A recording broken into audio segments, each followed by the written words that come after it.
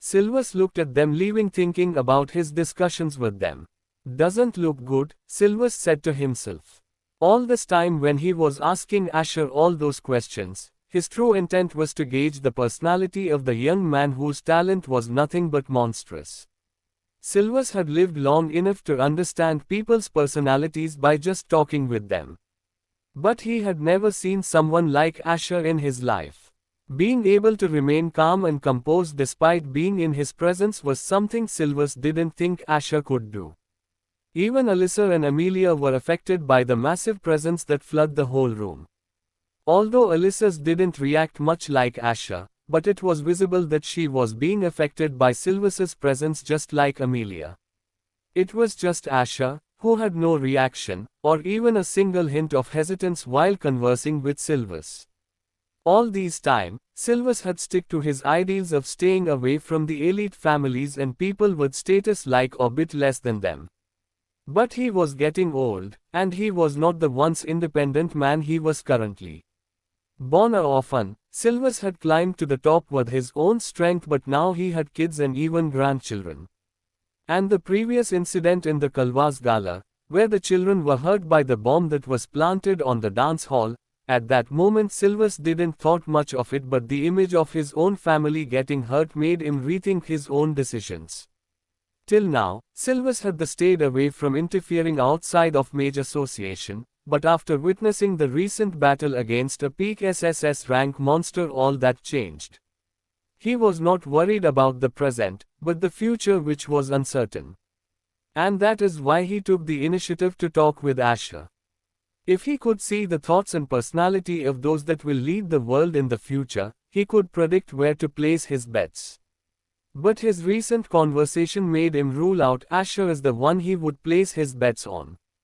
It was true that even Silvers acknowledged that he had never seen such a sharp, composed mind even in the most genius and talented mages he had seen in his life. And knowing that the young man had already reached C rank, it was not hard to say that Asher was the strongest in his generation. He is too dangerous, Silvers muttered. He had seen those indifferent crimson eyes once before in his life, and it wasn't a time that Silvers wanted to recall. He didn't knew about why Asher had such eyes, that looked distant and detached from the world. Suddenly, Silvers sensed a presence coming towards his room sneakily. Ads by Pub Future. His facial expressions changed immediately. His face became warm, and his smile became soft, nothing like the way he behaved in front of Asher and others. It was his genuine smile. Suddenly, a head popped out from another that was an entrance to the room, and from there a silver-haired girl with bright yellow amber eyes peeked. "What are you doing?" Silvers asked as he looked at the girl that was around 11 years old. "Oh, I heard there were some guests, so I didn't wanted to disturb Grandpa," the girl replied as she rushed towards Silvers. Silvers turned his chair as the girl hugged him and looked above towards his face. "Acting so sweet, it seems you want something from me?" Silvers asked. The girl pouted as Silvers had seen through her plan. "I just wanted to go outside, but Mom and Dad said it would be too dangerous," she said while looking a bit sad. "You will go to the World Academy soon, so wait a bit more," Silvers said as he patted her head. "Okay," the girl replied while pouting and looking away. Although she was happy that she and her brother could go to the World Academy, she didn't wanted to show it to Silvers. She only heard last year that she and her brother would attend World Academy, and it made her very excited as she thought that she would only learn in the Mage Association. Some of her tutors had already told her about how only the best would study at the World Academy, and all students from different continents joined together to study at one place. Due to her sheltered upbringing, she was quite excited to step out and learn in a place like World Academy. "I think you should take a look at." Silvers wasn't worried about the safety of his grandchildren inside the World Academy, as he had made a deal with Farnes to teach them in a special class. It was one of the favors that Farnes gave in the High Council, to a select few, and Silvers used it for his grandchildren. And Alfred and Nathan did the same for Lucas and Livia, although it was not known yet. Outside the Mage Association. "You guys can wait in the car. I will complete the paperwork, Elsa said as Asher, Amelia and Alyssa went towards their car. All of them had already stored the books in their storage rings. These books were the copy of the original ones present in the Sanctuary of Mages, and it can only used by the one who took it outside. When someone was exiting the Sanctuary of Mages, they needed to make an mana oath to not distribute the information inside these books without getting the confirmation from the Mage Association. And if they did, the Mage Association would request them to return the books, and strip them of their rights to re-enter the Sanctuary of Mages ever again. Asher calmly sat in the car, and he was thinking about the conversation he had with Silvus. So he is ready to step into all this, Asher thought to himself. During the time Silvus was asking Asher all those questions, he wasn't aware that Asher was somewhat aware of his intentions, contemporary romance. The bombing in the Kalwas Gala wasn't just to damage the reputation of the High Council, but it was to make Silvus Grandis, someone who was stern on not stepping inside the politics of elite families, move. There were far too many variables that were bound to appear as Asher disrupted the future heavily, and that's why he needed the double-edged sword named Silvus. So the skill can even fool his eyes, Asher thought in his head. His mana core right now was a rank C mana core, but seeing that Silvus had addressed him as C, was the evidence that the skill was enough to disguise his strength from anybody. Asher knew that Silvus had eyes that could see mana, and now that he had confirmed that both Nathan and Silvus couldn't gauge his true strength, he was confident in using the skill. Closing his thoughts, for a second Asher remembered about the time during his conversation with Silvus that he almost lost his control. At the World Academy, Leonard was looking at the information that his people have gathered till now. No record, Leonard said with a frown on his face. During all this time, Leonard hadn't given up on finding the partner that Asher came with at the gala. And looking how there was no information, it made his doubts even stronger. But to this day, there was no information about that girl. Asher had already made sure to tell Emmy, to not leave any traces behind. And due to Alyssa's identity, Emmy outdid herself erasing all the clues. The end-year tournament was coming near, and Leonard wanted some definitive information to play his cards accordingly. Sigh, should I give up on this for now? Leonard said to himself. Things have went bad since the Kalwas Gala, and Leonard needed to focus on more important things. Even Osbert had told Leonard to focus on graduating from World Academy. But Leonard wasn't satisfied by leaving something he started midway. He had spent a lot of time building the Blood faction and gathering all the information about the key people inside the World Academy. Blake Cranston was one of the examples of such people. Getting irritated with his situation, Leonard threw the board in front of him to the side. But in an instant he calmed himself down, and his anger went away. Let's focus on the tournament, Leonard muttered. He was in no rush as the timings for their plan had changed, and he could wait for his time to come. He had just received the news that Asher had went to the Mage Association to enter the Sanctuary of Mages. It's good that he is wasting his time, Leonard said with a smile on his face. Leonard had many cards to play, but he chose to stay still for now. But he didn't want it to wait too long either. In the faculty building of World Academy, Xander was looking at the reports he had received. Because Farnas was absent, Xander assumed the responsibility of overseeing World Academy. However, Farnas had not granted him the complete authority. Before departing, Farnas made certain to communicate his plans and the tasks that were to be executed. At the moment, Xander was addressing one of them. Suddenly, his phone rang. On the other end was his younger brother, the current head of the Damarcus family. Did you get the information? Xander inquired as a holographic image of the Damarcus head appeared. Not much. There's no explanation for why that man's body was found there, the Damarcus head replied. What is the World Association saying?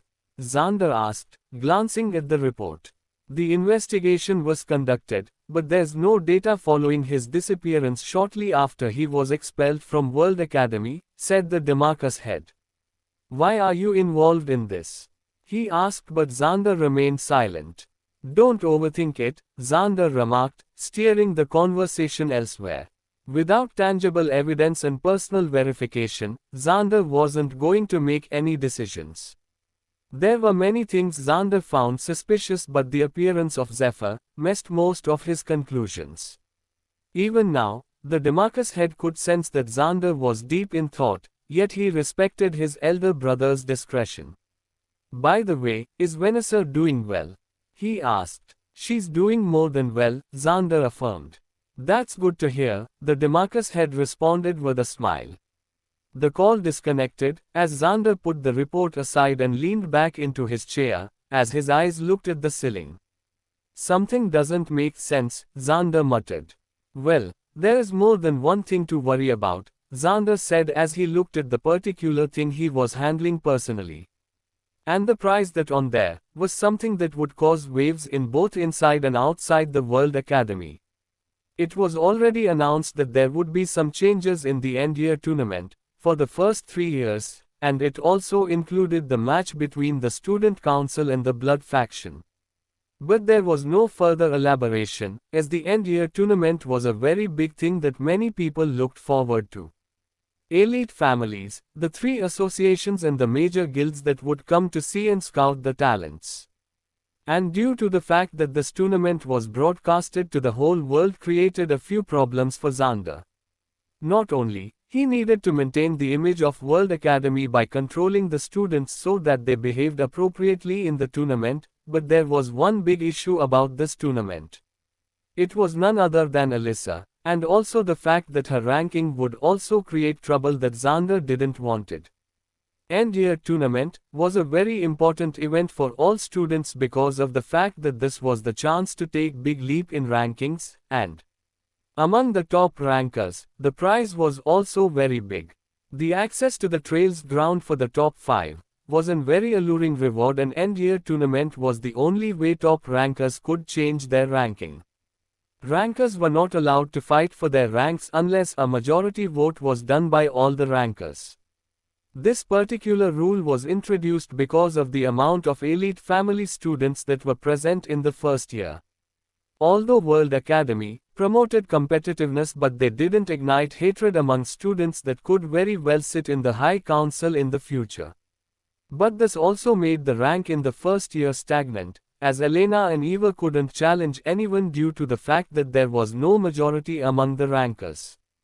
At the rankers' dorm, Damien was waiting for Amelia and Asher to arrive, so he was just spending his time in the lobby when he saw Kevin enter the lobby as well.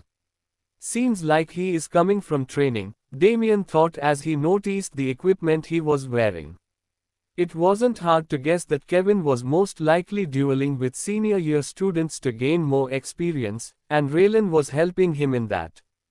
Kevin noticed Damien, who was sitting on one of the sofas casually, and their eyes met for a moment. It was very obvious that both of them disliked each other. Kevin turned his face as he didn't wanted to start anything, but a smirk on Damien's face made him irritated. I think you should take a look at. Despite knowing each other for some years, Damien and Kevin didn't get together at all. At first, Kevin didn't mind Damien's presence as he always considered himself stronger, but due to Asher, Damien's presence became bigger. And the feeling of dislike was mutual, and the reason was pretty obvious. At first, Kevin wanted to become friends with Amelia, but Damien was the biggest issue. There was not a single time he would found 2 of them separated, and even while Amelia was in their group, Damien would be still together with Amelia. For Kevin, Damien was nothing but a thorn that he didn't like around him. But the situation now had completely changed.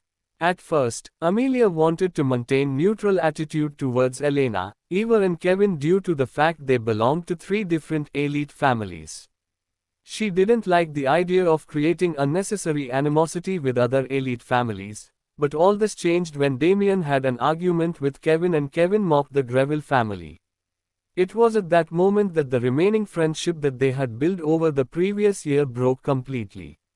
When she heard the friends she had spent time while studying mocking her family, she completely changed her opinion about them. Looking back, everything went wrong because of this bastard and that guy, Kevin thought as he frowned. But despite his irritations, he avoided any confrontations with Damien and went straight to his room. There was a rule that prohibited students to use mana or fight with each other when the time of end-year tournament was near. And it also included the student council. It was to make sure that fairness of the tournament could be maintained, and anyone who broke this rule was removed from the tournament. And not participating in the tournament meant that despite your efforts in the whole year, you will be placed last. And it was the last thing any student wanted, and none of them wanted to create a situation that could potentially lead to a fight. And this was the reason that Kevin ignored Damien's smirk. He didn't take the bait. Damien smiled as he looked back. That's too bad, Damien said as he shrugged his shoulders. How much time would it take for them to come back? Damien thought as he noticed the time. He had received the message from Amelia that they had left already from the mage association, so he was waiting for them to come back as he was free. At distant place in the deserts of Fascia. Are you sure that the tracker is pointing there? Kai asked as he looked at the endless desert in front of him. Ask Tom if you think I am wrong, Dane replied as he wiped the sweat from his face. Both of them were traveling in the extreme heat of the most hottest region of Fascia. Less than maintain the current speed, the tracking rune on those mana crystals won't work from a long distance greater than. Both of them heard Tom's instruction and they were doing well for now, but the occasional monsters in the desert didn't make their life easier. Also the fact that the signal would only appear for a split second and would take minutes before it appeared, made the journey even longer. I still don't see anything. Where the hell are they taking those mana crystals? Dane said as he looked ahead. But all he could see was the endless desert. If not for the fact that they would get the signal in every few minutes, it was almost impossible for someone to track something in these conditions. Contemporary romance. Probably a hidden facility, Kai replied. Well, we just need to confirm the location, so let's finish this mission fast, Dane replied as he remembered the content of the mission that Asher gave them. And Asher only told them to confirm the location and do nothing about it. At first Dane and Kai were confused, but they agreed to it pretty quickly. After all, they were being paid well for a simple tracking mission, and the risk they had to take was not even close to what they faced during their previous mission. Upon arriving at the World Academy through the portal, Elsa gazed at the trio. Don't do anything else for today. Go back to your rooms and spend your time thinking about what you learned, Elsa said. I'll give you guys a 5-day leave, so use the time wisely, Elsa told them, her attention shifting as one of her assistants approached. Elsa hoped they would remember everything they had learned at the Sanctuary of Mages. They were permitted to take only 5 books, but there was no limit to how many they could read while there. She was about to share more when the voice of assistant interrupted her. Professor, these are the papers you requested, the assistant said, handing Elsa 3 files. She accepted them but chose not to open them immediately. You can all head to the Ranker's dorm now, Elsa directed, heading towards the faculty building. Amelia took out her phone, texting Damien to inform him they were inside the World Academy. Asher stood there as he opened his ID bracelet to message someone as well. Alyssa quietly went ahead as well as wasn't feeling too well right now. Although she had behaved normally, but her internal emotions were a mess. And there was an important thing she needed to do, so she went ahead towards the Ranker's dorm. There wasn't many students in the path that Alyssa took. Even if any student saw her, they would just turn their faces with a disgusted look on their faces. But Alyssa didn't notice those stares at all. She knew that the current her wasn't powerful enough, and her whole life she had learned how to avoid things that could lead to a bad outcome, but leaving the only remnant of her mother behind wasn't easy for her. But she knew that it was the best decision for her. After all, she still remembered the moment when her mother asked for her to be spared. The only reason nobody came after her life was because she wasn't a threat to anyone. And they didn't consider a 5-year-old girl that was almost crippled to be a threat at that time. Chances of Alyssa living past 20 were slim, and even if she did, her strength wouldn't grow past a certain limit. As Alyssa was fighting her thoughts, a certain person's voice made her stop. Ads by Pub Future. Damn my luck, now I have to see this bitch, a young man said as Alyssa looked up and she saw a familiar face. A face that she had seen quite a few times when she was young, but there were no good memories attached with this person. Light blonde hair and black eyes, features that resembled Alexander Astaria, who had red hair and black eyes. It was Alan Astaria. What are you looking at? Alan said with an annoyed look on his eyes. Alyssa remained quiet as her lifeless eyes looked toward Alan. Huh? Do you think you are above me or something? Alan said as he raised his eyebrows. Alyssa noticed the surroundings, and she was in place that was one of the route that was shared by VIP dorms and rankers dorms. But due to the distance, it was rarely used, and due to that Alyssa picked this path to return to rankers dorms, but she didn't think she would encounter her half-brother. Usually Alan would never come across Alyssa due to their schedule and different classes, but now he was standing before her, the look of disgust was visible on his face. Unlike other rankers, Alan didn't consider Alyssa a threat. Listen well, you are supposed to live as if you don't exist, Alan said as he looked down at Alyssa. Seeing no reaction from Alyssa made Alan even more irritated. But Alan knew he couldn't attack or injure Alyssa right now due to the restrictions. But that also applied to Alyssa as well. Alan didn't knew he would encounter Alyssa like this. He was only going to meet someone in the senior year, but seeing Alyssa made his blood boil. I think you should take a look at.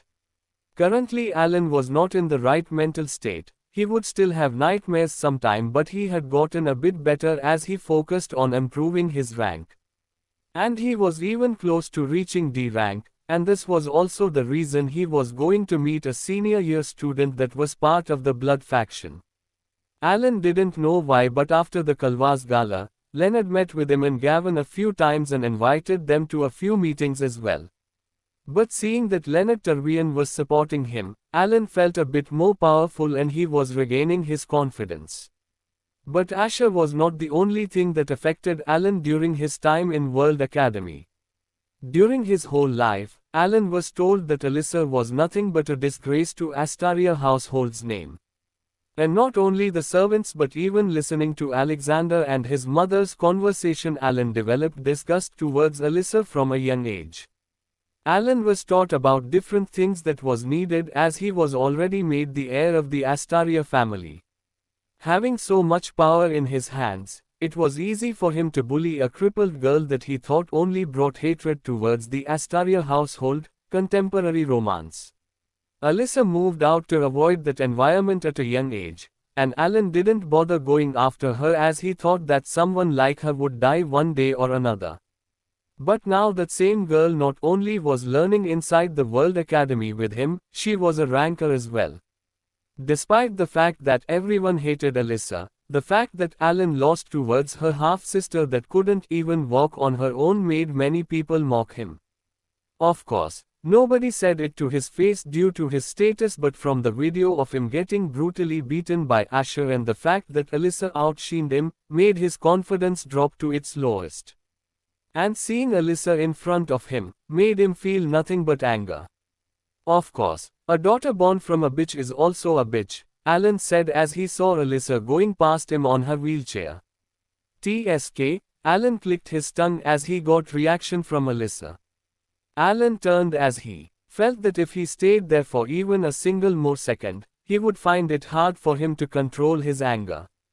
But he didn't knew that his decision almost saved his life. Currently, the lifeless eyes of Alyssa went completely cold, as she moved forward in her wheelchair, barely holding herself back from killing Alan on the spot. Right now, Alyssa was in the worst place mentally, and listening Alan insult her mother made her almost lost herself in rage. She clutched her hand so hard that her nails digged into her skin and made her palms bleed. Kill him! Kill him! Voices screamed inside Alyssa's head and she barely held herself from forming ice lance and killing Alan on the spot. Wait, the time hasn't come yet, Alyssa muttered as he looked at the ground. Alan on the other hand didn't notice the dense killing intent around Alyssa as he went ahead. Arriving at the ranker's dorm, Alyssa stood up and went to the bathroom and looked at her uniform that was covered in her own blood. And her hands that were still bleeding. She had freezed her hand to stop the blood flowing out of her hand, but she removed the spell when she stepped inside the ranker's dorm. Due to that, there were multiple blood stains across the room till she reached the bathroom. Washing her hand, Alyssa looked at the wound, but the pain that she was feeling was almost numb. Normal wounds didn't even hurt Alyssa anymore due to the amount of pain she had endured during the time that her mana meridians were damaged.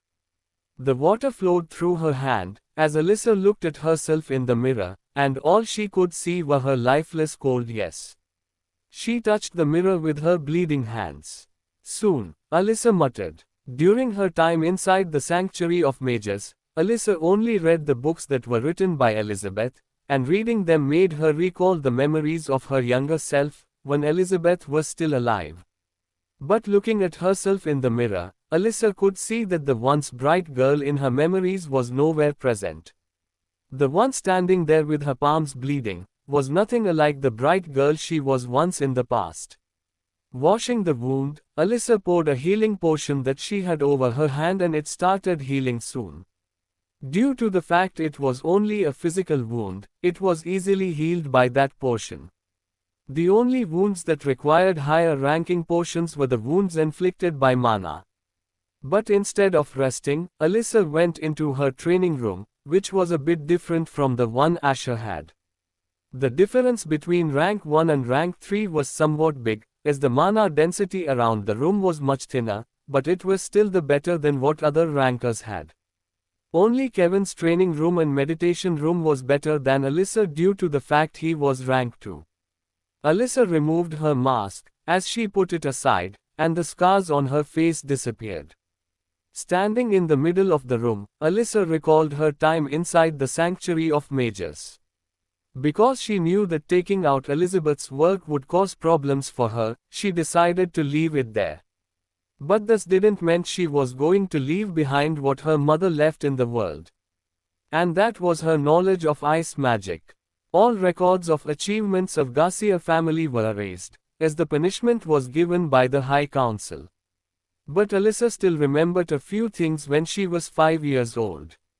Although, it didn't do well for when she tried to remember that time, as the headache would only grow and controlling her emotions would become even harder.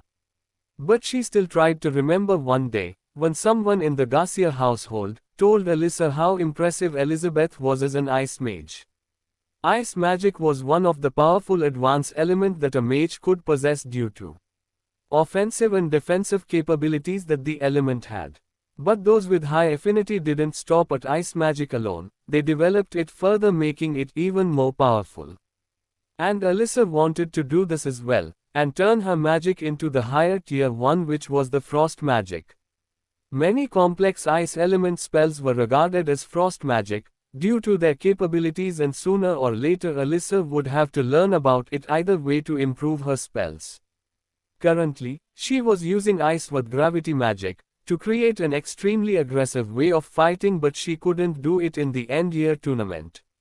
Alyssa understood the amount of ice that will be on her that day. It wouldn't do her any good if she outperformed everyone. Why not just kill them? End it. End your pain. Are you not going to avenge your mother? Give up, you are useless. Voices in her head kept screaming, but Alyssa didn't look like she was affected by them at all. Her lifeless eyes looked at her hand. Despite being in this situation, in which her emotions were a wreck, Alyssa remembered the plans she had made for years. Alyssa knew about her body the best, and she knew the chances of her finding a cure were extremely given that she would never receive any kind of support. She had long given up on the possibility that Alexander, her father, would even bat an eye even if she died. Her being alive was just a burden to the Astaria household, and the only reason Alexander didn't do anything to her was to direct all the hatred towards Garcia family towards Alyssa. There was another reason as well, and it was Alyssa's affinity with gravity magic. She knew that she was just a sacrificial piece for people like Alexander who can throw her away anytime they wanted. In the situation, where even her life was not guaranteed, thinking about revenge was absurd. I just need inflict them the same pain I have suffered, Alyssa muttered as she remembered the vow she made long ago. This was what exactly she wanted years ago. Killing the people that destroyed her entire life was almost impossible, and she knew that she would never live long enough to stand against them. She had her hopes about curing herself at that time, and that hope was World Academy, where she could research ways to cure her body. But the situation changed now, due to Asher's interference. Alyssa now could use her body without having to go through that pain where even gathering mana felt like hell. This also meant that she no longer needed to place limits on her revenge like before. Hence the reason why Alyssa didn't wanted to stood out too much in the end-year tournament. On the 10th floor of the Rankers dorm, I think you should take a look at. Asher had just arrived in his room after texting Tom about a few things that he needed information about. He sat on a seat, as he looked at the record of people that entered Mage Association with the affinity of space element. It was highly unlikely that he would find anything, but he wanted to try at least. It took him 20 minutes to go through the lists that Tom found after messing around with the database of Mage Association that was available in the files they stole from World Association's database that Osbert had. So no records, Asher said as he looked at the whole list that contained thousands of people that had space element affinity and they entered the Mage Association in the last 8 years. Matching the death of all these people, there was not even a single person that had survived for longer than 30 years. And this list was not something that anyone could get access to. This belonged to the personal database of the chairman of World Association. Due to the fact that the three associations worked together, it was obvious that World Association kept track of mages that went to the Mage Association. Should I look more into it? Tom said through the hologram that was coming out from Asher's phone. No need, Asher told Tom, as his eyes drifted towards the books he had chose to take with him. Asher knew if Silvers had gone all the way to hide those worthless books, this also meant that any record regarding the person that wrote them would have been destroyed. Leave this aside, did they found the location? Asher asked. Contemporary romance. Both of them are still following the direction, so I expect they will find the location soon, Tom replied. But due to the fact that they are concealing themselves, is making the progress much slower, Tom said. Keep it that way, and make sure they leave right after finding the location, Asher said with his indifferent eyes. Okay boss, Tom said as the call was cut. Asher didn't wanted to alert whoever was in the place that was ordering the mana crystals, so it was crucial for Kai and Dane to hide their presence properly. Standing up, Asher walked over to the living room, as he opened these books to read them. These 5 books were the ones that Asher didn't have time to look at, so he picked them up as the contents of others were stored in his mind. He didn't needed to take them outside, as he already remembered the huge amount of words and spells and theories that was presented in those books. Despite having flaws, Asher could fix them, and create an improved version of those spells, or even create an entirely new spell depending on the mastery he had over magic. But despite reading these books, his mastery had stopped growing from the moment he had read the book that was hidden behind the door that only Silvers could access. The days went by like this, and all 3 of them spent their days focusing on the things they have learned in Sanctuary of Mages. But Asher stopped reading the books on the 2nd day, as those books didn't have much to offer now. If someone would have seen his actions, they would have been shocked, as the books, despite being thin, had the research that were worthy of being placed inside the Sanctuary of Mages. And it meant that the difficulty of understanding them were very high. And this was exactly the problem that Amelia and Alyssa were facing. Due to the fact that the people who wrote these were of higher rank, their way of describing things were very different. Half of the concepts were something that a hunter below B rank wouldn't even be able to imagine due to the fact that they have never experienced those things that were mentioned in these books. But Asher was different, and he could understand and comprehend these works much easily than any other person due to his talent and his experience. And currently, Asher was sitting inside the training room, practicing his sword art, which was increasing very slowly. Rifer had also came out and he was absorbing another mana gem that Asher had bought for him. Asher noticed it, but due to the fact that Rifer had gotten much stronger, the amount that was needed to feed him also increased. But Asher had no difficulty feeding the strange beast that would endlessly devour anything that was presented in front of it. After absorbing the entire mana gem, there was no notification of Rifer leveling up, and Asher had expected this to happen. He needed even more B rank mana gem to even increase Rifer's strength, and soon there will be a limit to what he could feed Rifer. And so he needed to maintain Rifer's growth as well. Despite being the heir of the Greville family, Asher himself couldn't buy multiple S-rank mana gems just so he could feed them to Rifer. Trades of such items were strictly regulated, and if he did purchase multiple S-rank mana gems, despite the fact that they were extremely expensive and rare, there was a high chance that Arthur or Sylvie would notice it. Till now, they hadn't stepped in because they trusted that Asher knew what he was doing. This was the reason why he created a stack in the first place, and it was to secure his own funds which he could use to trade such items discreetly. Isn't this a bit unfair? A third-year student spoke up. What can we do? This is the way they decided to do things, another replied. Currently, the Blood faction members were meeting, and the announcement about the end-year tournament was the topic of discussion. But this isn't what we asked for, the third-year student said, frowning. Everyone present understood his sentiment, but they felt they had no choice but to follow the rules. What do you think about this, Leon? One of them asked Leonard Turvian. No need to overthink. Just focus on winning, Leonard replied. The answer was simple since they couldn't change the format. However, accepting this truth was challenging for everyone there. If they lost, the Blood faction would disband, as it was formed specifically to challenge the current student council. Thus, after the victor of the tournament was declared, the Blood faction would dissolve regardless of the outcome. The Blood faction's goal was to change the power dynamics within the student council. After this tournament, there would only be two possible outcomes, change or no change. The second year is in good hands because of Blake, but our real concern is the first year, Leonard observed. All of them nodded their head as first year was the biggest problem right now.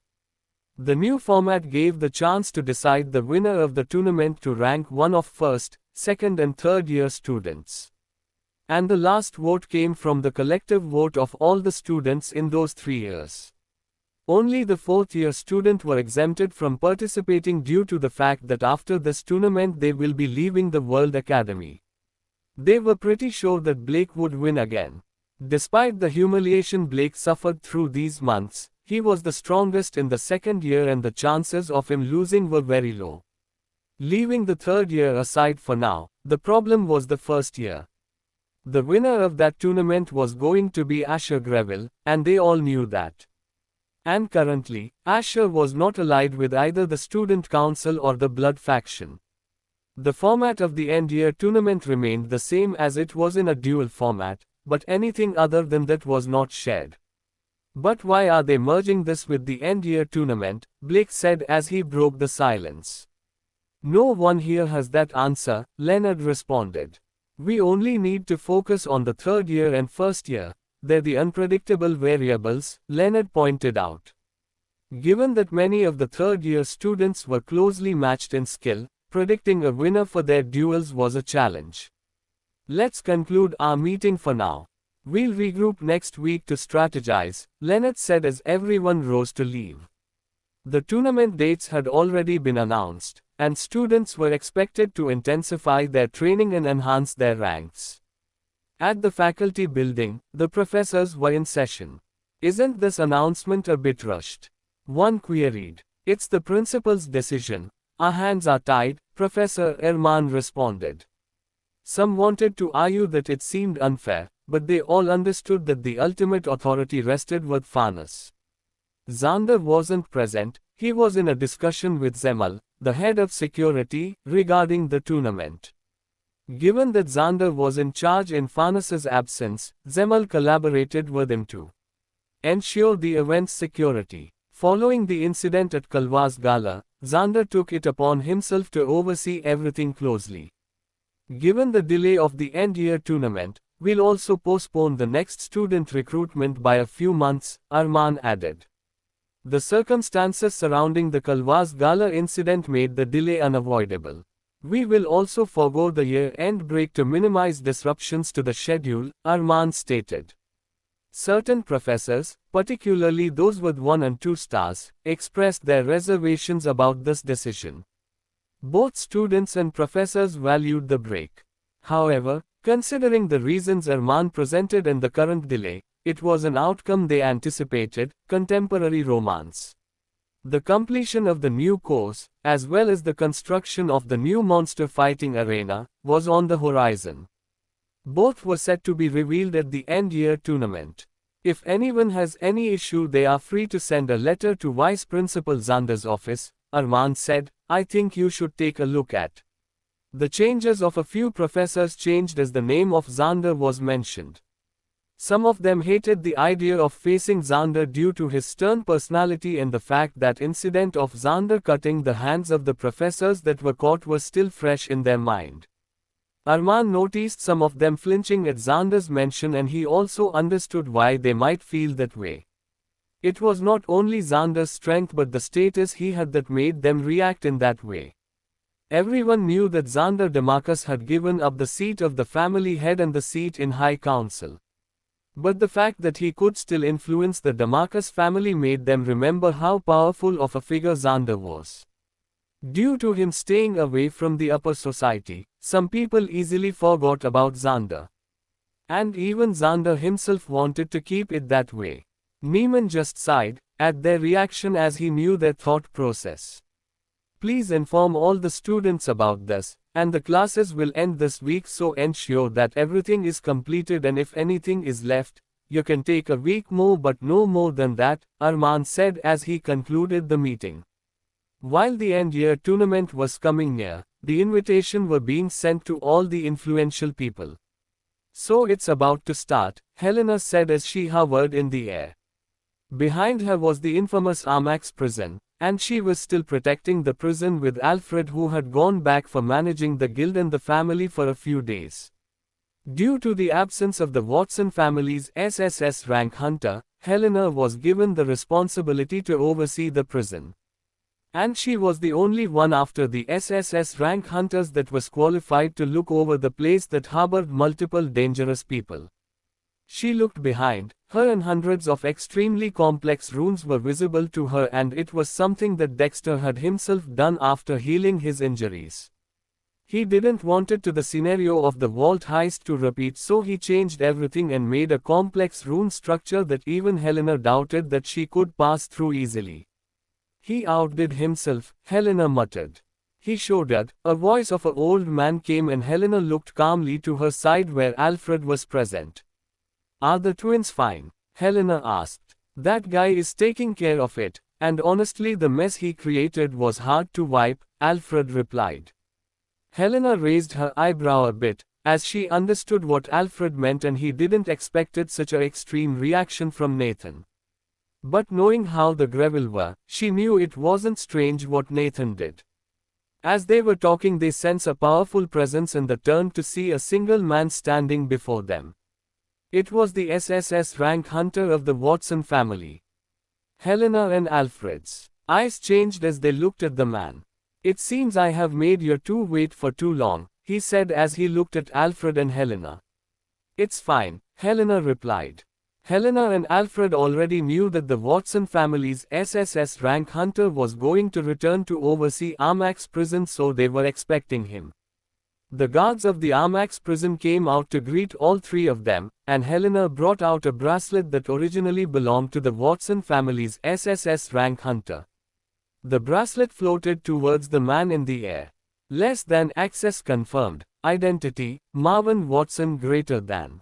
A voice came out of the bracelet as the identity of the man was confirmed. The bracelet was an artifact that was connected to the entire Armax prison, and it worked as the surveillance device. Marvin went towards the center of the Armax prison, to complete the process while Helena and Alfred glanced at him.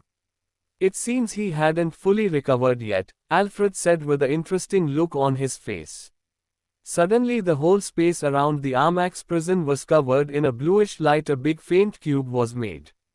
It was the special bloodline ability of the Watson family that made them responsible for taking care of the Armax prison.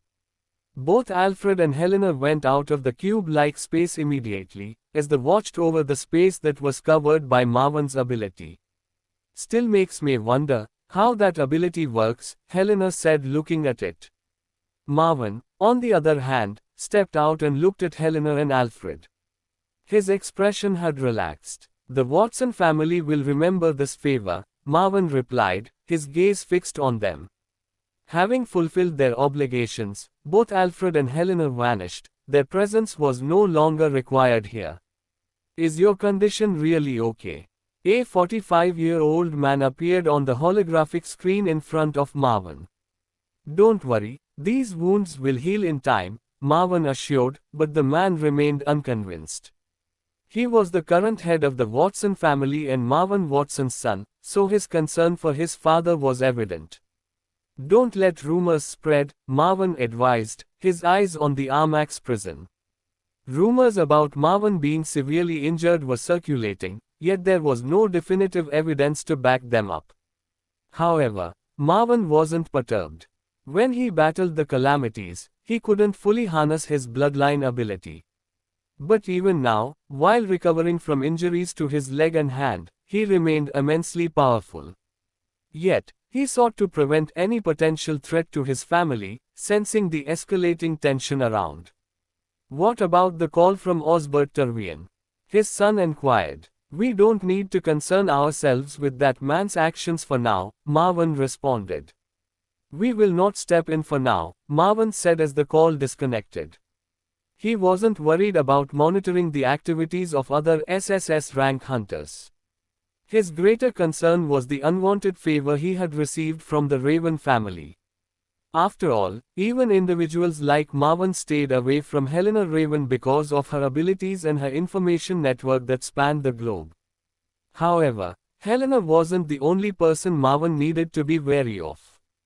Alfred Raven, the current seat holder, was the one Marvin was truly concerned about. Favors with that man don't end well, Marvin muttered as he vanished from the spot. There was a reason that, despite the protests of other elite families, Sylvie was able to marry Arthur without any direct threat to her or her children. Of course, Nathaniel Greville was a significant reason people avoided entering Somaria.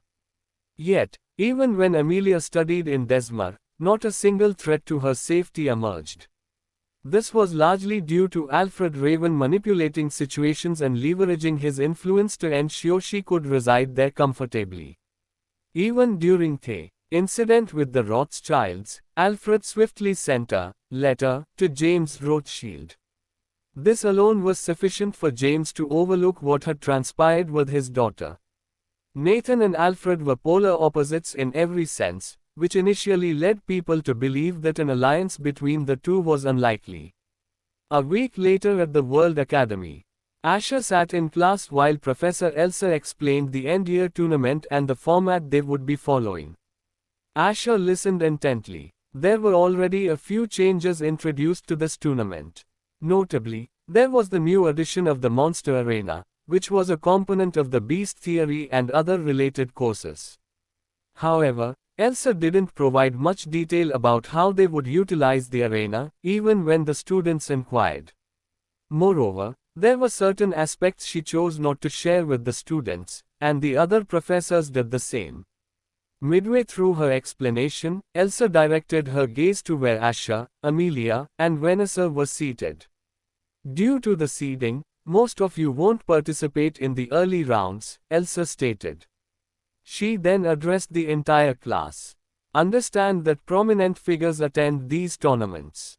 For some of you, this could be an excellent opportunity to showcase your abilities, Elsa emphasized. Aside from those who hailed from influential families, many eagerly anticipated this opportunity. Although it's only your first year, if you perform well, there are individuals who might scout you early on, Elsa pointed out. Your rankings and your future hinge on your performance.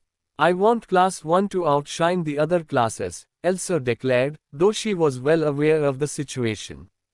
Class 1 was considered the weakest among the 5 classes. Its superiority over the other classes was primarily because Asher was a member of Class 1. Despite this, the morale in Class 1 was very high, as they wanted to make the most of their situation. Everyone may leave, but Asher Greville, Alyssa Astaria, and Vanessa Baker should stay behind for a bit, Elsa said as the students began to rise and exit.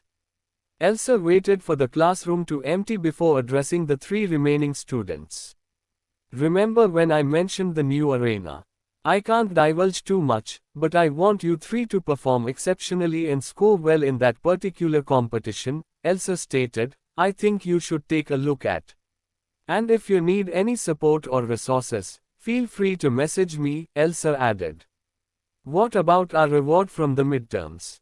Vanessa inquired. Unfortunately, you'll only be able to claim that reward once the chairman of the Artisan Association becomes available, Elsa responded. Dexter Wright was already preoccupied with projects that involved repairing the armors and weapons of several SSS rank hunters, including Nathan. He had previously declined the idea of addressing the students' requests anytime soon. To compensate, we'll offer you the choice of a weapon below B rank to utilize, Elsa clarified. Vanessa simply nodded at Elsa's response, though she was somewhat disappointed that she couldn't acquire the weapon she had in mind at the moment. Furthermore, I need both of you to be mindful of your boundaries during the duels. For 2 separate reasons, Elsa continued, her expression growing serious. There have been complaints from other professors about the manner in which you spar in dual classes, Elsa said, directing her gaze to Asher. I've overlooked it for now, but I'd prefer if you avoided such behavior in the tournament, Elsa advised. She was already familiar with Asher's reputation, especially after the video of him brutally defeating Alan Astaria was broadcasted. She hoped to avoid a repeat of such incidents. Due to her own friendship with Sylvie, she didn't want Asher's reputation to suffer because of his actions. As the heir to an elite family, Asher had to maintain a certain public image, but she had observed little effort from him in this regard over the past year. She wasn't sure if he would heed her request, but she voiced her concerns nonetheless. However, her reason for advising Alyssa similarly was different, yet paralleled Asher's situation. One way or another, Alyssa would likely garner disdain from the audience, and there was little they could do to prevent it. Still, Elsa wanted Alyssa to understand that it might be best for her to remain out of the spotlight. While she couldn't outright tell Alyssa this, Elsa hoped her sentiment was clear. Ultimately, the choice to follow Elsa's guidance was up to them. Elsa had no intention of imposing her beliefs on them. She recognized the importance of making one's own decisions and learning from personal mistakes, but she aimed to provide a nudge in what she believed was the right direction. Now, you all may leave, Elsa announced as she rose from her seat. And for clarity, I'll cover the cost of resources if that's a concern, Elsa added, directing her message particularly at Alyssa and Vanessa. Elsa was aware that Asher had the means, but given the backgrounds of the 2 girls, there were constraints on their resources. After Elsa's departure, Asher also rose to leave. Sigh. Why are they making everything so serious? Vanessa lamented, resting her head on the desk. Alyssa glanced at Vanessa but remained silent. By the way, have you considered my offer for sparring? Vanessa quickly turned to Alyssa, seeking an answer. At first, Alyssa intended to decline, but she eventually nodded, causing a bright smile to spread across Vanessa's face. But only a few times, Alyssa clarified. That's fine. I just need some practice against strong mages, Vanessa responded, clenching her fist in anticipation. Alyssa observed the jubilant Vanessa. The primary reason she accepted the sparring offer was that Vanessa stood by her side when the rest of the class isolated her. No one dared confront Vanessa due to her fiery demeanor, but that didn't mean they made efforts to befriend her either. Agreeing to spar was Alyssa's way of showing some form of gratitude towards Vanessa, but she had no intention of assisting her beyond that. In Alyssa's mind, she was wary of forming close bonds with others. Her past experiences had shown her the pitfalls of such relationships, and she was determined to sidestep the mistakes her mother made. She will betray you. Kill her. Contemporary romance. They're all the same. It's all a lie. Unbeknownst to Vanessa, who was laughing and sharing a moment with Alyssa, these alarming thoughts echoed loudly in Alyssa's mind. Did you determine the course? Osbert inquired, standing next to a dissected corpse. We're trying, but prolonged weakness or pushing the body to its absolute limits are the only reasons we can deduce for the body's current state, replied the man in a white lab coat. He was the head of the medical department of the World Association and was investigating clues related to Zephyr. We've confirmed the identity. It's Erwin Gavell, who was expelled from World Academy, the man added.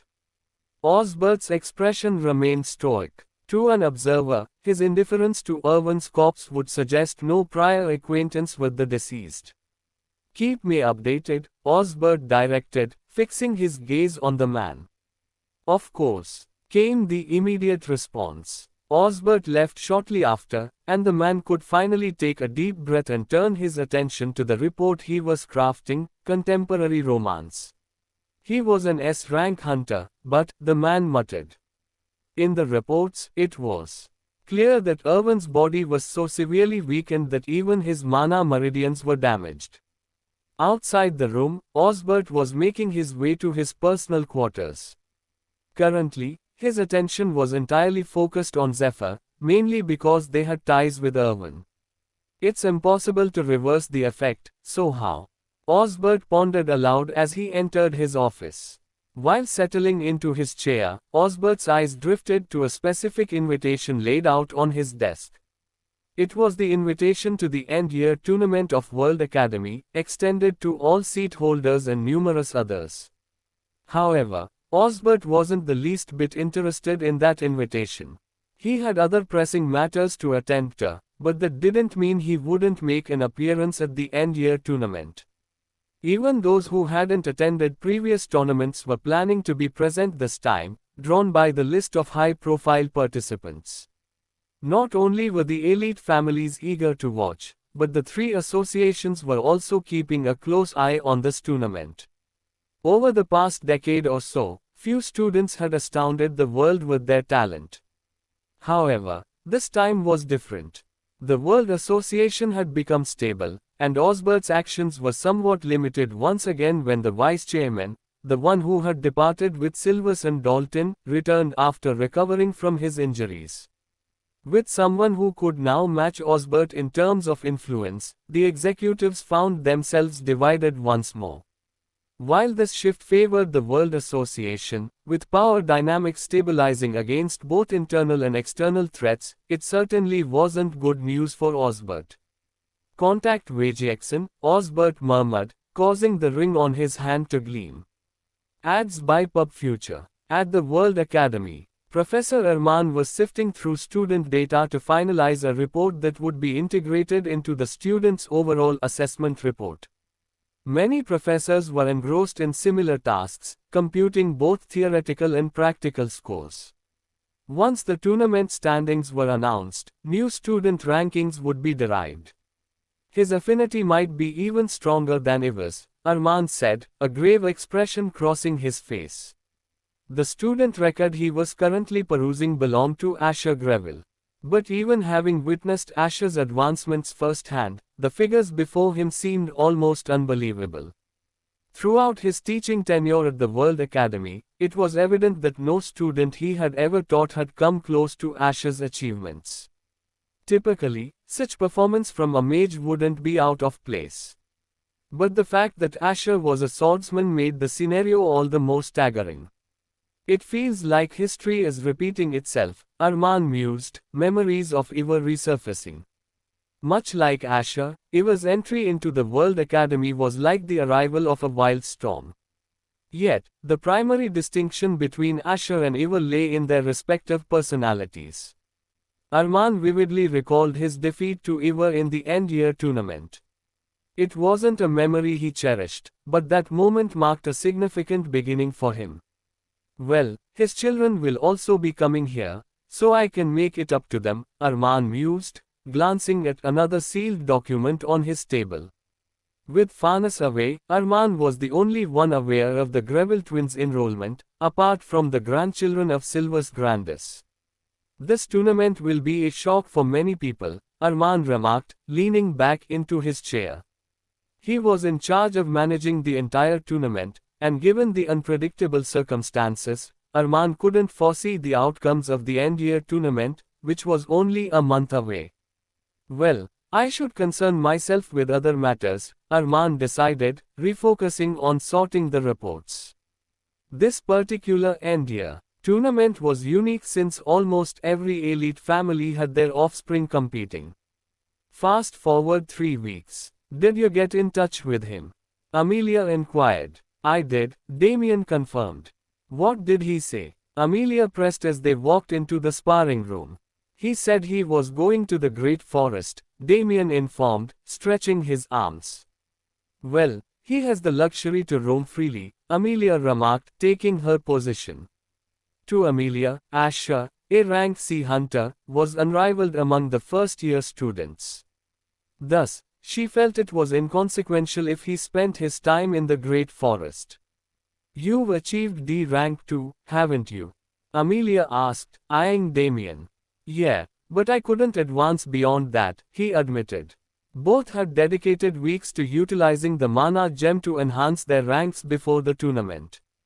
However, once they felt they'd reached their peak, they stopped their efforts and decided to spend the time training. Damien was freed 3 days ago, so when Amelia became available today, she immediately asked Damien to practice with her. Vanessa and Sam would have joined them, but both were still training in their rooms. Well, he did say that he would spend about a week there, or something along those lines. I think he received permission a few days before he entered, Damien replied. Is he a fighting maniac? Amelia asked Damien.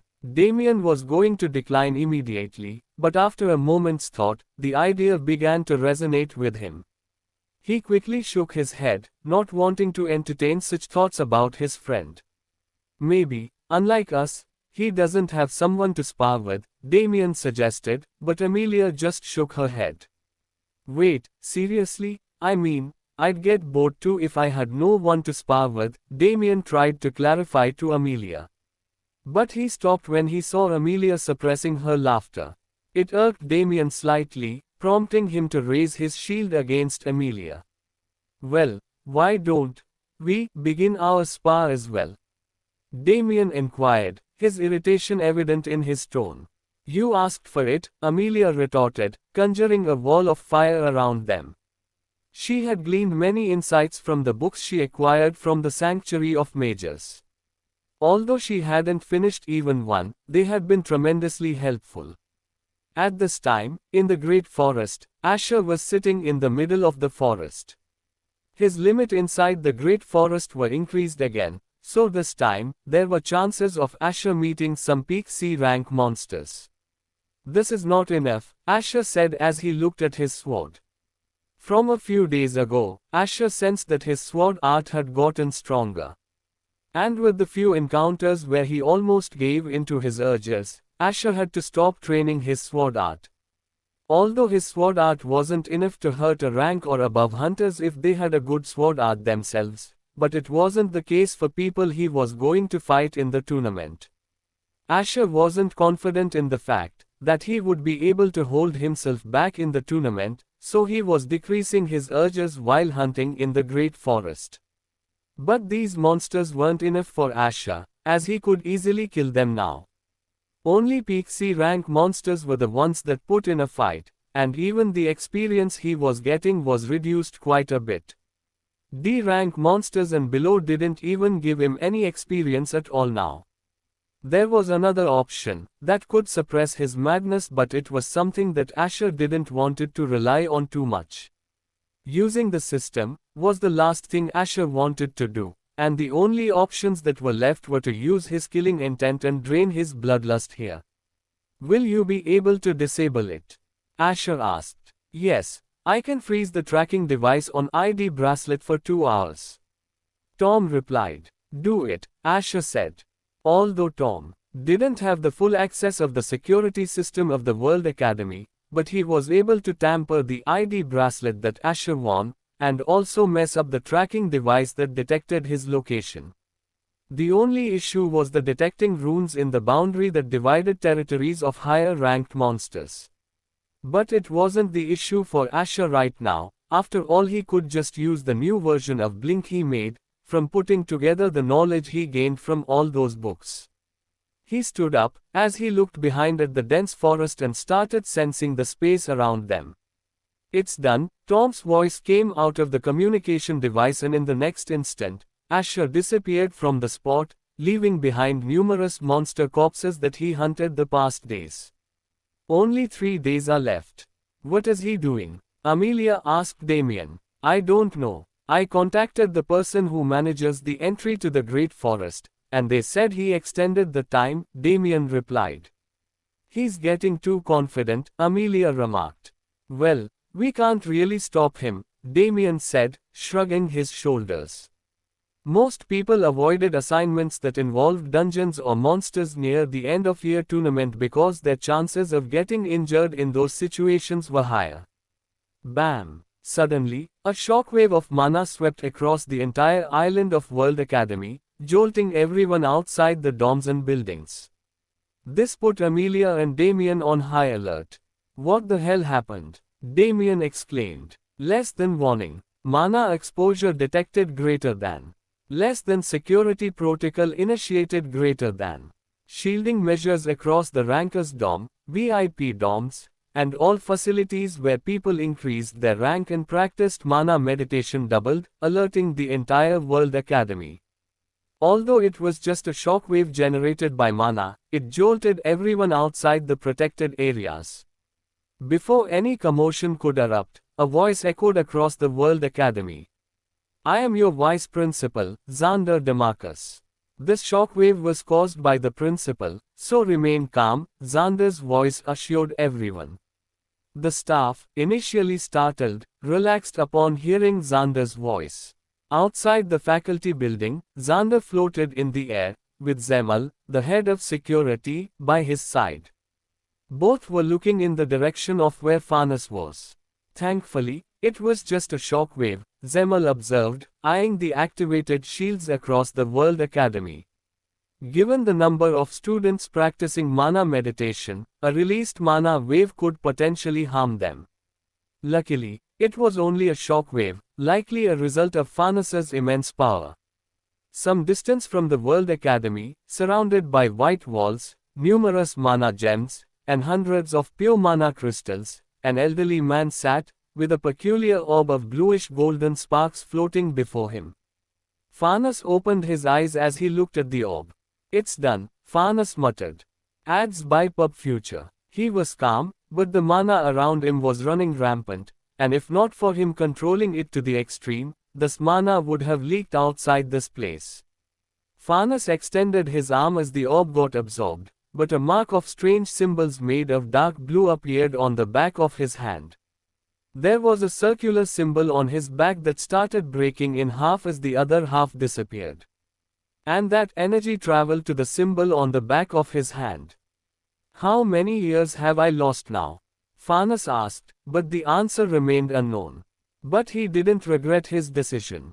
I hope you make the most out of this opportunity, boy, Farnas said. The mana was still running rampant, but Farnas waved his hand, and that mana rushed towards his body as the room became silent and the rampant mana disappeared. Farnas stood up as the white robe appeared on his body, and it was the transformed appearance of The Storm-scale armor. Before leaving this place, Farnas looked at his arm, which was still affected by the black energy of the peak SSS rank monster. It was still numb and barely moved, but Farnas didn't care as he had mostly healed the mana meridians around his hands. Farnas still considered his current condition good enough, as his hand hadn't become completely useless. He stepped outside and looked at the direction of his office, and he could sense that two powerful SS rank hunters were standing outside the faculty building, and the shielding system of the World Academy was activated. "Let's see what has happened in the time I have been gone," Farnas muttered as he disappeared from his place. Farnas Calmot has returned, and he was going to see the progress of things he had planned for the end-of-year tournament. At the Great Forest, Asher was sitting in the middle of the forest, and he also felt the shockwave. Due to the shockwave, the monsters were alerted, and they went deeper into the forest. But unlike other monsters, Riffer was fine, as he was calmly absorbing the mana gem that Asher gave him. So he came back in time. Asher stood up as he sensed the overwhelming mana going in a certain direction. Asher didn't know the extent of the injuries to Farnas and other SSS rank hunters, but knowing how much time it took Farnas to come back, it was not a normal injury. "I don't need to clean up my tracks anymore," Asher muttered. The number of monsters that Asher had killed in the deeper zones of the Great Forest was not small, and due to the disturbance he created, the chances of other monsters gathering near those zones were high. If a lot of monsters gathered at one place, it would make the staff members check the area of the Great Forest. The corpses of those monsters were not present there, as Riffer devoured them all, but the traces of battle were still present. Due to the fact that students hunted in these areas, the management was quite strict about responding to any anomalies and investigating them. But due to the shockwave, the monsters were going to go deeper into the Great Forest. Humans couldn't sense it, but monsters could sense that the shockwave came from a powerful being. Due to their instincts, all of them fled deeper into the Great Forest.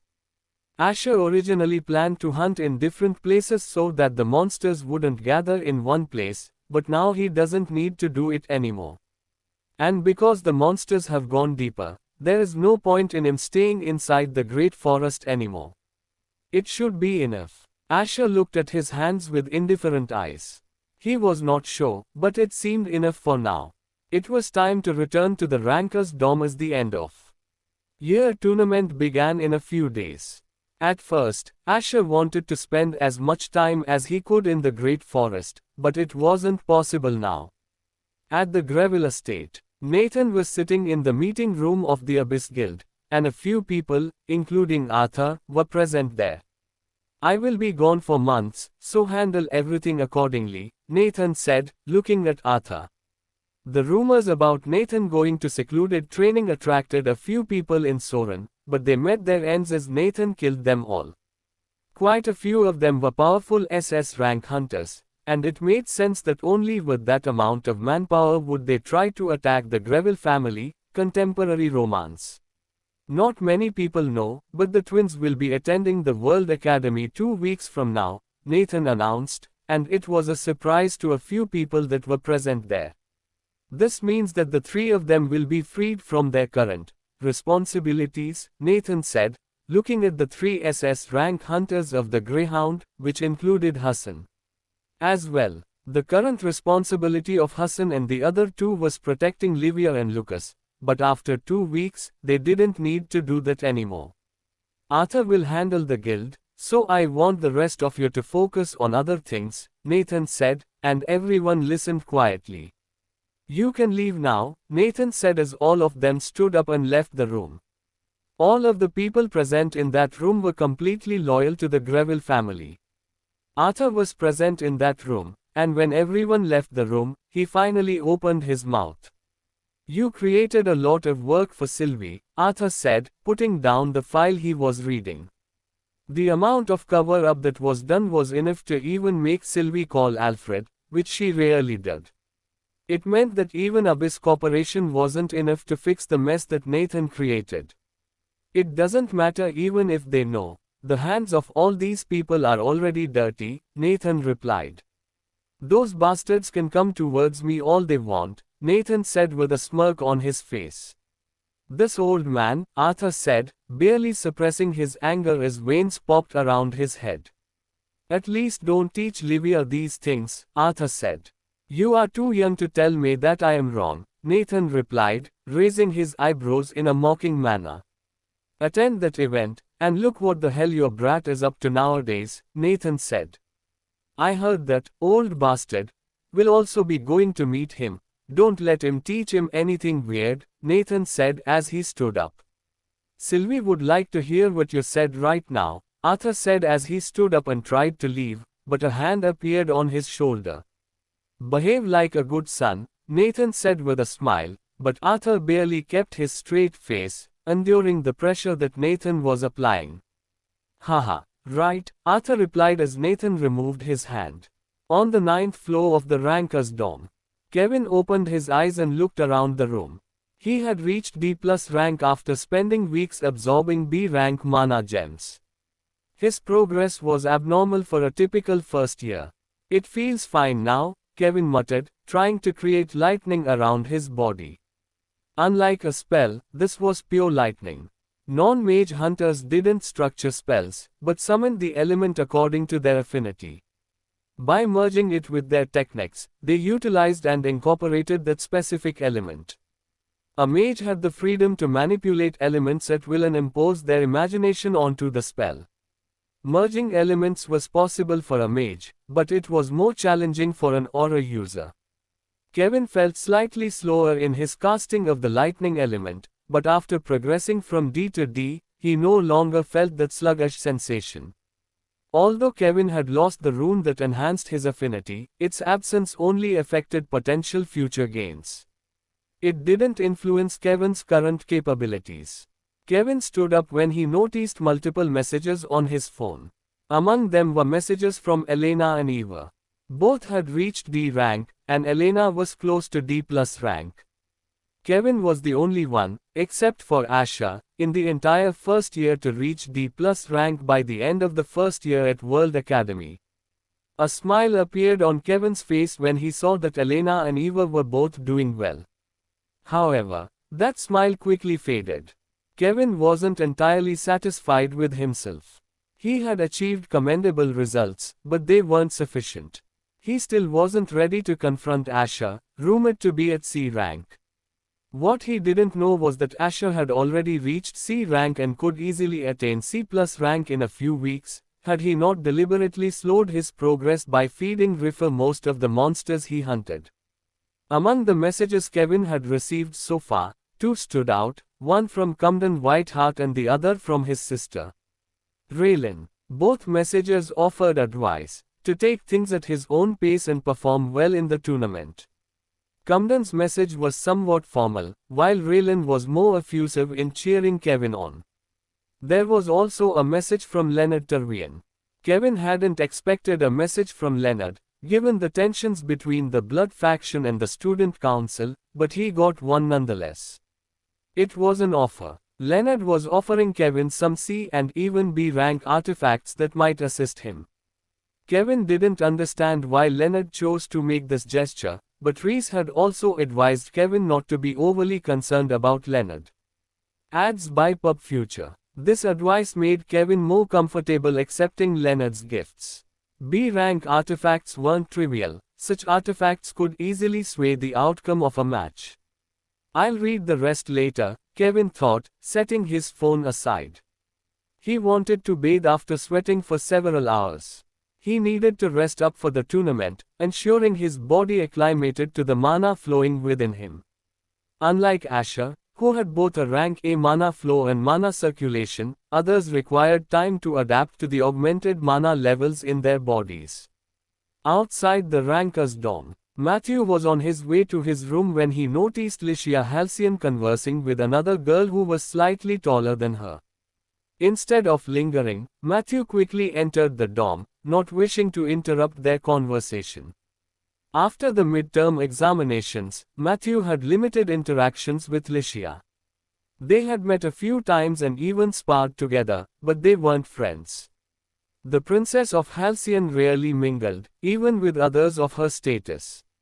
Matthew simply assumed Licia preferred her solitude.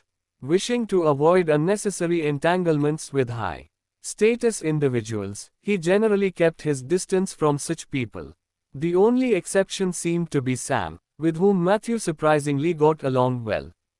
Licia briefly looked in Matthew's direction as he entered the building before refocusing on her companion. "I assume he's the rank 4 student, Matthew?" the taller girl inquired, to which Licia nodded in agreement. "He appears strong, but I've heard he's involved with Leonard Tervian. It's wise for you to keep a distance from such individuals, Princess," the girl cautioned. Licia sighed. "Why must you be so formal with me?"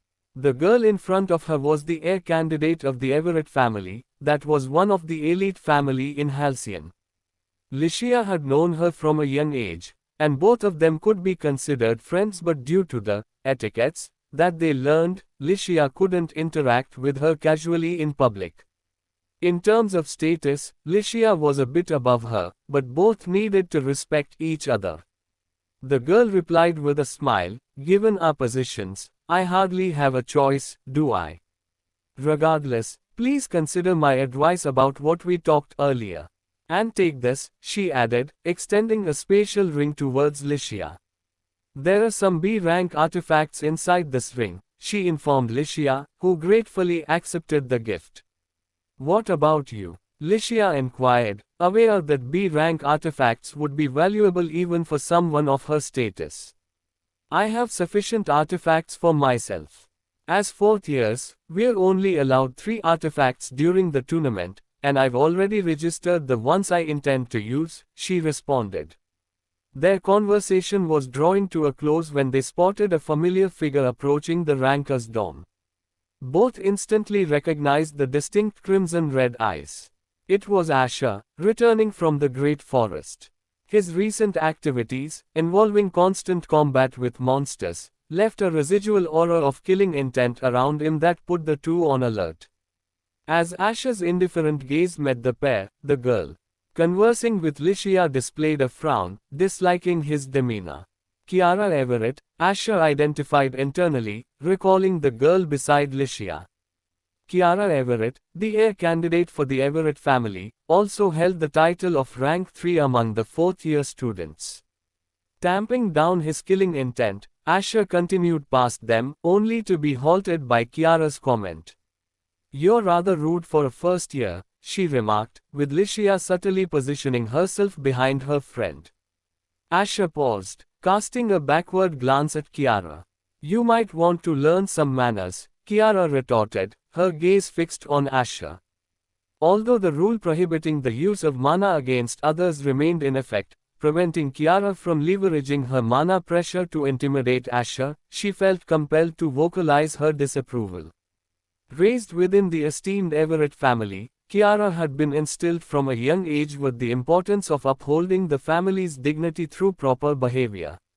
Seeing Asher's behavior towards her and the princess of the Halcyon family ruffled Kiara's feathers. Unbeknownst to Kiara, a peculiar monster began to manifest just behind them, contemporary romance. "Stop," Asher mentally commanded as Riffer immediately reverted to Asher's grasp. Due to Riffer's impeccable concealment abilities, he was invisible to all except Asher, who could sense his presence. At the moment, Riffer reacted based on Asher's recent activities in the Great Forest. To Riffer, there was no distinction between the monsters and the two girls before him.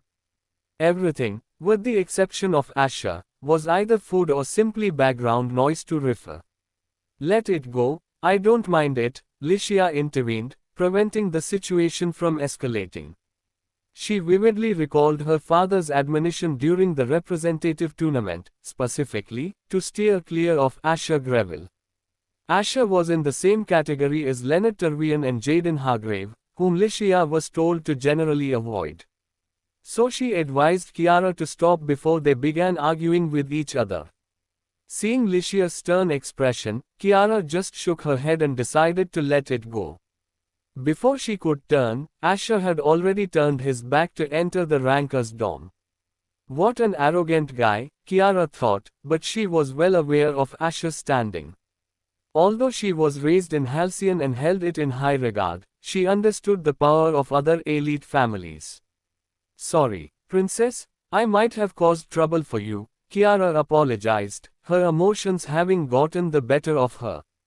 She is graduating this year, and Licia will be on her own at the World Academy, so Kiara's actions could pose challenges for her. She had also heard the rumors about the heir of the Greville family and his violent nature, which made Kiara somewhat concerned about the future. Don't worry about it, Licia said, observing Kiara's expression. While Kiara remained silent, she felt slightly uneasy about her behavior, especially knowing the current issues within Halcyon involving its three elite families.